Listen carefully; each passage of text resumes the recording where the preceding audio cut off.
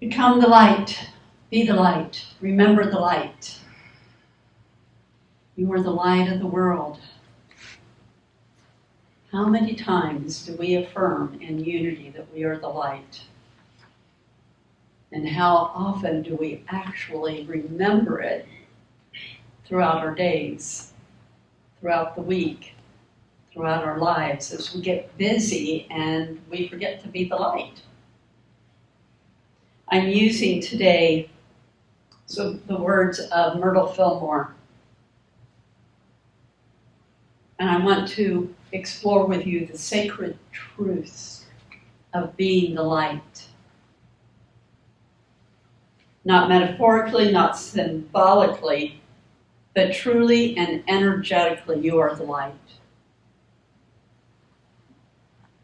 Myrtle Fillmore, co-founder of Unity, with her husband Charles, says, "When the way seems dark, pray for spiritual illumination and guidance, and bring all your thought people into the light. You will become a radiant center of light, joy, and optimism. People will want to have you serve them. You will inspire success, for others will have confidence in you. Through the understanding of spiritual laws, you have a potential gold mine to develop." Through spiritual understanding. She says, when the way seems dark, we go into those dark places, maybe for a moment, maybe for a day, maybe for more than a day. Maybe we just turn on the TV and we go into a dark place. And we turn off the TV and we turn on some music, or we find the silence and we come into a place of more light. Your journey is your journey. We each have our individual journeys, and we each must find the way to remember the light, to be the light. Myrtle calls these times of moments an invitation to pray for spiritual illumination. She's not asking us to escape the darkness, but to turn within and turn on the light. Now, my guess is that many of us in this room do this automatically.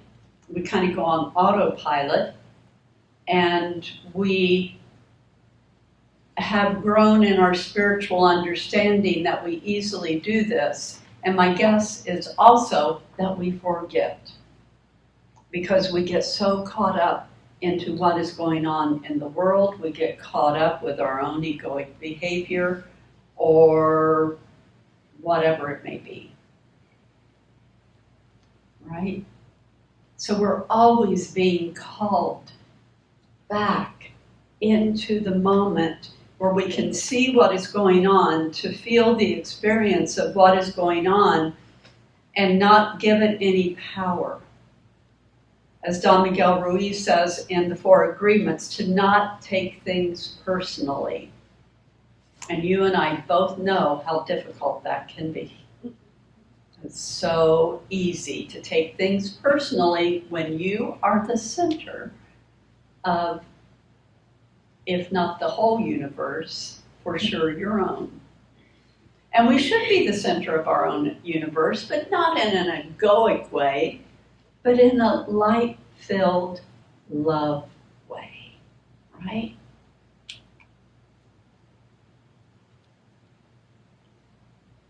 The light of God surrounds me, the light of God fills me, the light of God flows through me.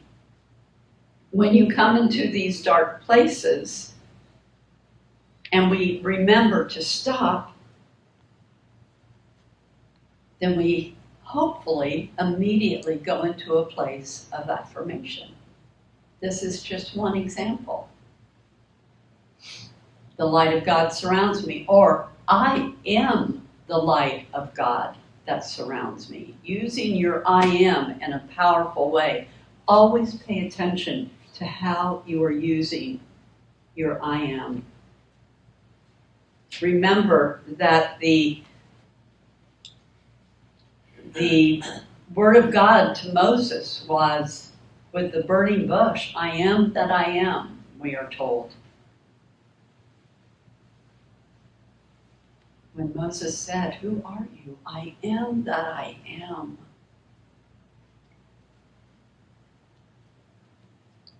Those were our marching orders.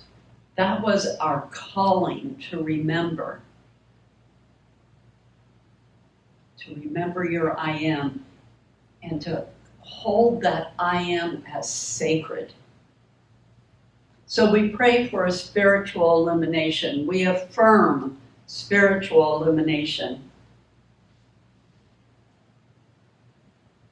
From Unity's teachings, we affirm that light is our true nature, and we remember also in Genesis that the first of the creation was, let there be light.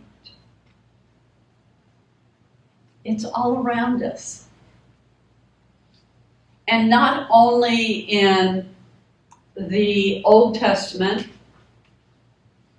but whatever holy book or whatever spiritual master has evolved in their teachings, it's always the same message, that we are the light and that there is only one presence and one power. Have you noticed that that message never changes? And in all of the love songs that have been written throughout the ages, it's always about being love and being in the light. And don't we sometimes forget that these songs are gifts from God? Creative people do not create out, most of the time, I assume, I hope, do not create out of our own ego, but we create from a place of being divinely guided. That's where the true artistry comes from. So these are spiritual truths. These are spiritual laws.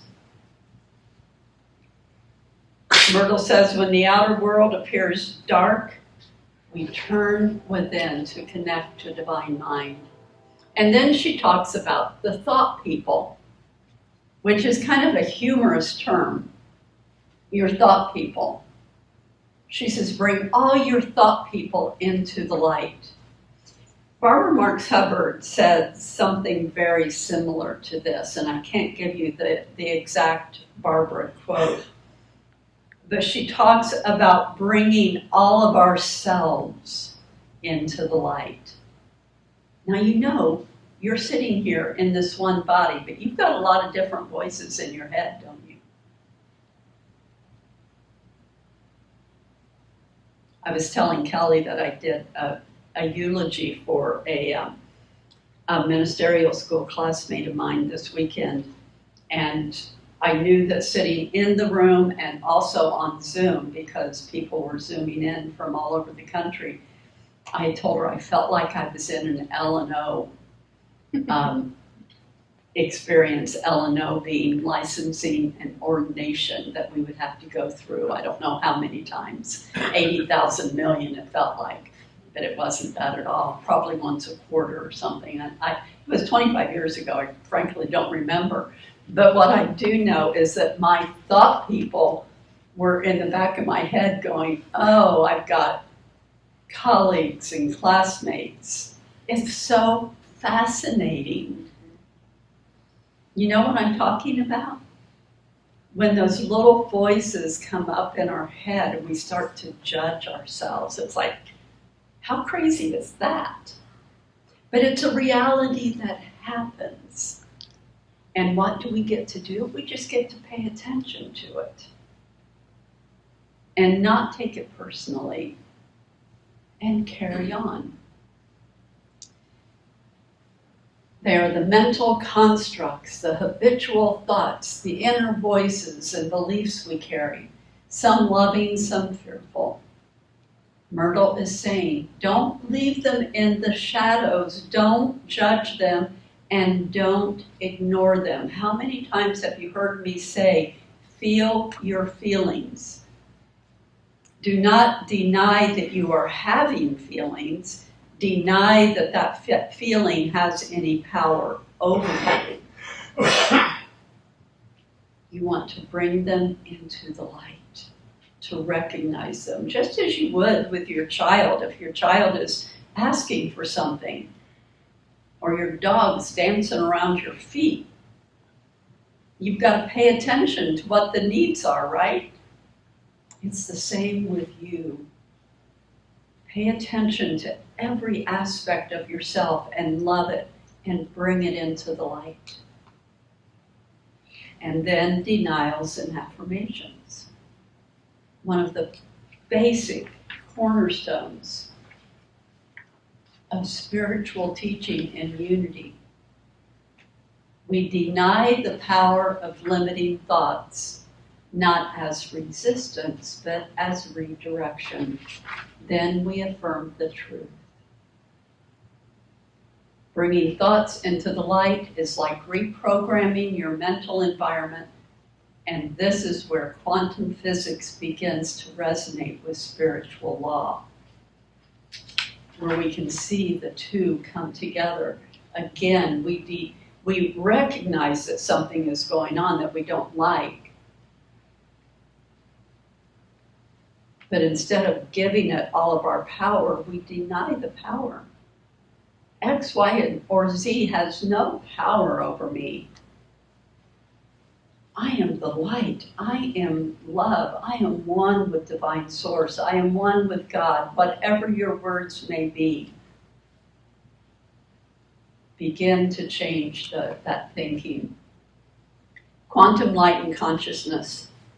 Quantum physics tells us that everything is energy, and that energy behaves differently depending on whether it is observed. The observer effect shows us that consciousness collapses potential into reality. Whatever it is that you're observing is what you are creating. Do I have that right? Ask my expert pen here. Whatever you're observing, whatever you're feeling. Now we know this to be true because we experience it all the time, don't we?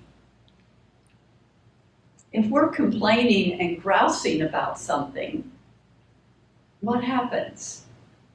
We become more unhappy. We begin to feel even more upset. Complaining may make us feel good for a moment, but not for very long. I found this morning finding myself, because I knew I wanted to when I had an opportunity, to apologizing to someone because of impatience the other day. It wasn't a big deal, but I didn't want it to become a big deal in my mind. Hear what I'm saying? So I just cleaned it up like that, and it wasn't an issue. It was wonderful. It was beautiful. And it's done. Instead of holding on to things and let them grow. It works whether you're thinking in a positive way or in a negative way. You create your reality. What scientists now confirm, mystics and metaphysicians have always known. You are not separate from the universe. You participate in its unfolding. That is why, with everything that is going on in our world right now, it's so important for us to remember these principles and to be the light. Because there's so much fear and negativity in our world that if we hold on to that fear and negativity, again, we have to recognize it, and we have to share it with trusted friends and family and talk it out or dance it out, right? Sing it out, go hike it out, whatever it is. find a healthy outlet to be able to let your whole being know that you are not okay with what you are seeing around you, but you are not going to give your power to it. Because giving your full power to it will only increase it. We are participating in the unfolding. The light is already the light. Okay? Love is already love. These are spiritual principles. They just simply are. We get to remember them. And to bring our frequency into the whole picture so that we are resonating and vibrating with the love of God. Does that make sense? That's how important we are. You are not just some random individual on planet Earth. You agreed to be here at this time. I so firmly believe that because it's the only thing that makes sense to me. We are not mistakes. Nothing is a mistake, but we are being called to love and we are being called to light.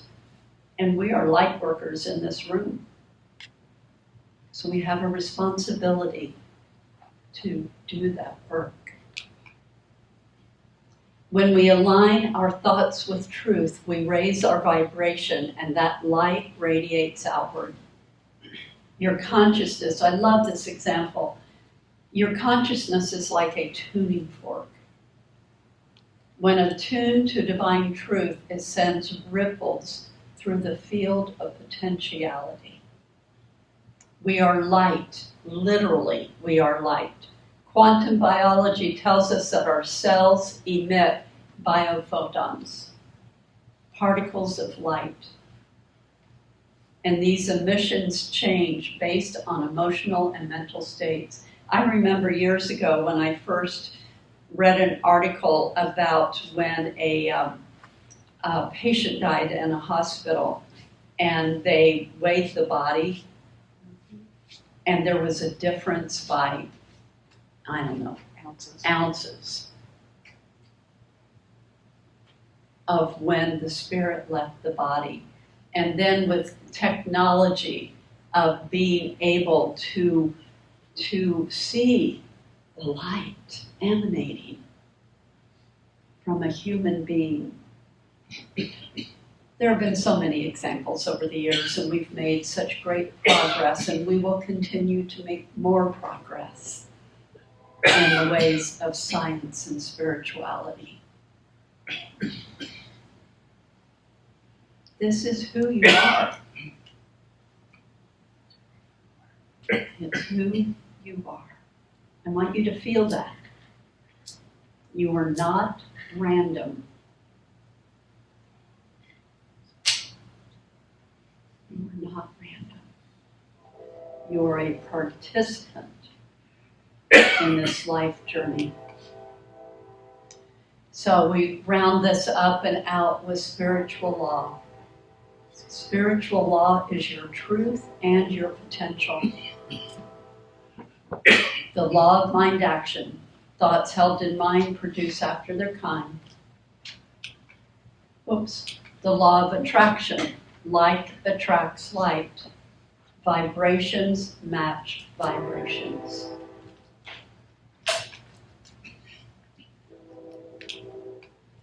The law of divine compensation. The universe is abundant and everything you give with love returns multiplied.